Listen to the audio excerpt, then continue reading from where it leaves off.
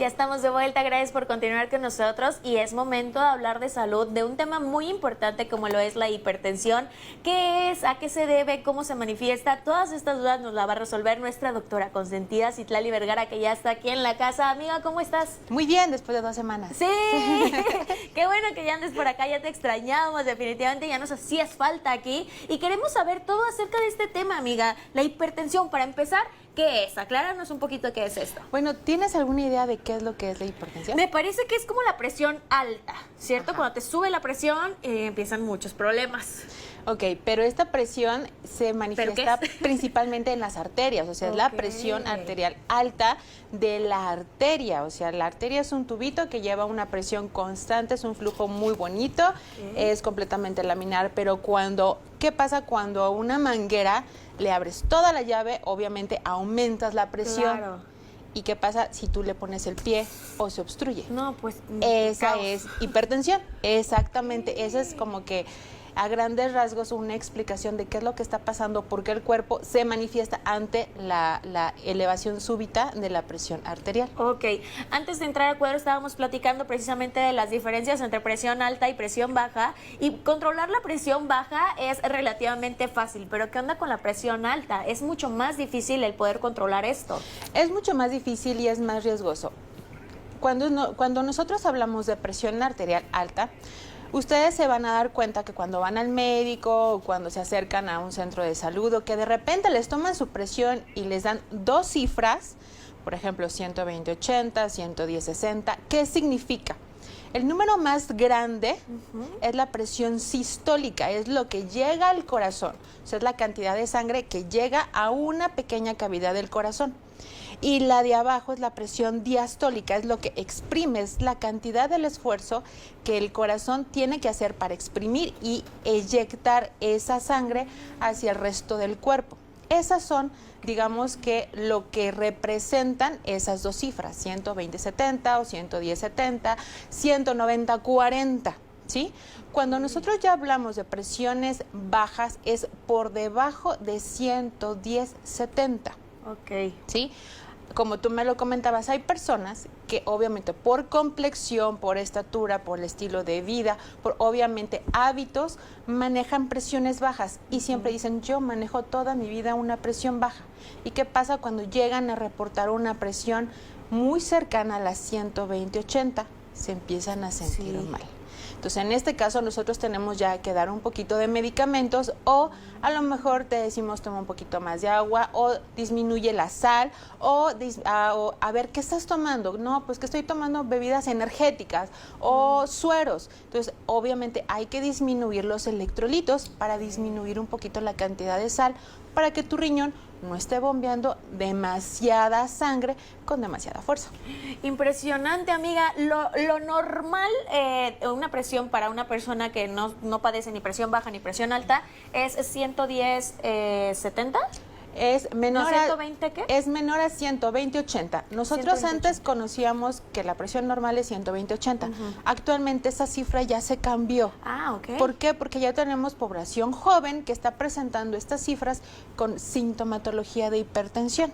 Entonces, por debajo de 120/80 son presiones normales. Okay. Si nosotros ya tenemos 120/80 con sintomatología, tenemos que acudir al médico. Si sobrepasamos estas cifras, con mayor razón tenemos que acudir al médico para poder clasificar tu hipertensión y obviamente dar tratamiento de acuerdo a edad, peso, complexión y laboratorios principalmente. Ok, sintomatología, amiga, más o menos, ¿cuáles son los síntomas de presentar presión alta? Digo, lo básico, lo fundamental es tomarnos la presión, pero si no contamos con el aparato para tomarnos la presión, más o menos, ¿qué podemos sentir? Ok, esta enfermedad es demasiado difícil al igual que la diabetes. ¿Por qué? Porque muchos pacientes cursan asintomáticos. O sea, dicen, yo me siento bien. Hay otros muy susceptibles que dicen, ok, tengo dolores de cabeza, zumbido de oídos, visión borrosa, náuseas. Y en algunos otros casos puede haber derrames oculares. Cuando decimos, yo nunca en la vida había tenido un derrame ocular y en este momento lo tuve, en ese momento tienen que acudir obviamente al médico para hacer una curva de presión. Durante una semana se les solicita hacer un chequeo todos los días a la misma hora en ambos brazos para saber cómo van sus presiones matutinas. Ok, todos los días. Todos los días. ¿Por qué? Porque la presión va cambiando dependiendo del día y de la noche. En las mañanas las presiones son basales, prácticamente es lo más fidedigno. ¿Por qué? Porque te acabas de levantar. Si nosotros tomamos una presión por la noche, ya traemos todo el ajetreo del día, obviamente con los alimentos, y eso nos puede cambiar. Y entonces tenemos cifras mucho más altas que de lo normal. ¿Es recomendado comprar el aparato para medir la presión en un caso de una persona que sufre hipertensión para estarse monitoreando? Sí, cuando existe la mínima sospecha, sí. Y actualmente hay unos muy sencillos, hay de brazaletes, totalmente ya digitales. O sea, antes era el de manómetro y la bombita y el estetoscopio, y entonces tenías tú que saber, y aparte no te lo podías tomar tú solo. O sea, forzosamente otra persona te la tenía que hacer la lectura. Ahorita ya no, ya con las pulseras son confiables, o también hay unos relojes inteligentes que ya te toman la presión. Ok, perfecto. Y amiga, ¿y cómo, bueno, esto se cura o nada más se trata? Y si se trata, ¿cómo lo tratamos?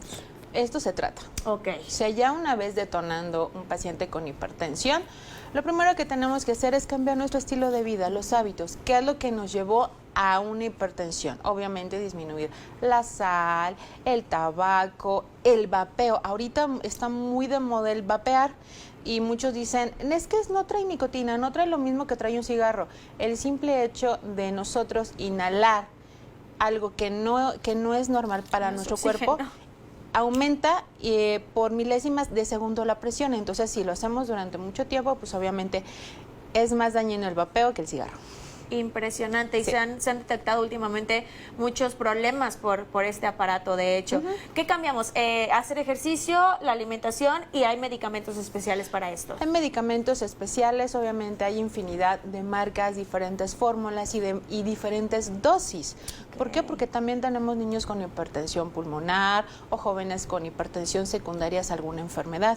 Entonces tenemos que ir midiendo estos medicamentos con diferentes dosis y gramajes para cada persona, no es lo mismo para todos. Ok, nada de que mi comadre tiene hipertensión y mi hija también, tómate lo mismo que la comadre. No, para nada. Al rato andan como zombies que se andan desmayando, cayendo, o con dolores de cabeza.